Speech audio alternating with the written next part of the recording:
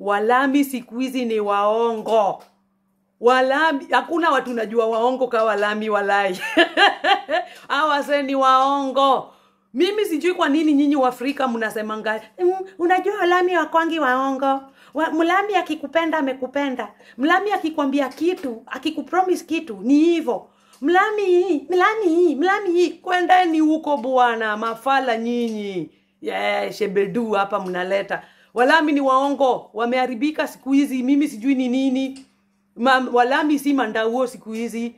Wanakudanganya, lakini sasa shida inakuanga, mlami anakudanganya, lakini hawajuangi kudanganya vizuri. Ni uongo tu. Unajua sisi wa Afrika si ni waongo, sisi tuko na PhD kwa uongo. So mlami akikudanganya, right away unajuanga huyu sana nibeba nduazi nini. Ona nibeba fala. Unaona mtu uweza kujua, ukikaa na walami unaweza ngajua mlami akikudanganya. Unaona? So lakini kuna wengine wako na PhD wameenda University of Lies, University of uongo. So mimi siku ya first nimefika huku manze, nilikuwa hata mimi nilikuwa mnaive. Walami wadanganya nangi, wanadanganya, usidanganywe. Hata tena wamekuwa na tabia mbaya ya kukuja Afrika on purpose. Wanajua tu wanakuja wataget madem cheap, venye sisi ni wa cheap. Tukiona tu mlami tunadhani tumeona Mungu. Tukiona mlami tunadhani tumeona pesa. Tukiona mlami tunadhani tumeona good life, greener pastures. Hakuna kitu kaa hiyo. Kaboy kanafanya job hapa hivi kwa supermarket hapa Albert, sijui kwa DM. Amesave anakuja Afrika. Alafu akifika anajua sisi ni wa cheap, mademu wa Kenya wa cheap. Atatupata tu. Juzi tutaangalia ngozi na tutaangalia passport yake, huu ni mlami, uone hapa ni greener pastures. Unamdunga kanyau, anakuchaka the whole day. Alafu anakudanganya, anakumekia promises venye atakuleta majuu nini, hizo do alikuwa amesave tudogo hapo hivyo. Anakupatia wewe sasa hiyo unacheza hapa good girl, hata sitamuitisha ganji ndio aniamini dempoa, ndio adhani mimi na kuanga humble. Itisha pesa, itisha juu huyu anakuenjoy, anataka tu kuchaka alafu atakuacha. Jua sisi mademu wa Kenya ni wa cheap. So mimi nasema tu vile iko. Hakuna hapa hivi tudanganyane. Tunadanganyana nini? Si ni ukweli sisi tukiona walami tunadhaningi wako na do ni greener pastures. Ujinga, colonization, unaona?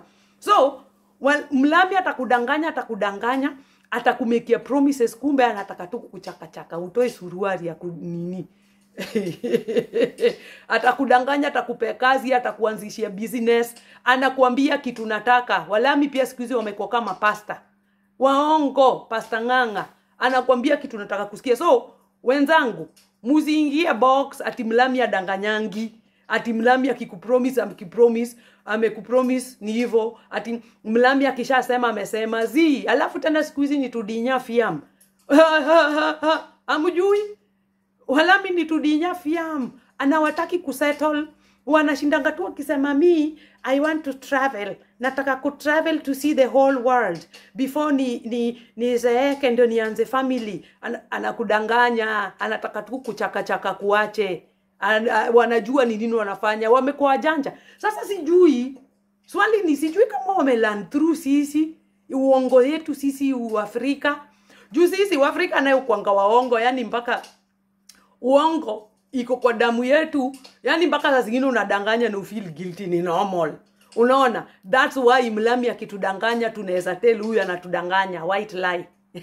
Anatudanganya huyu. Juu sisi tuko na PhD, masters, diploma, certificate, high school certificate ya uongo.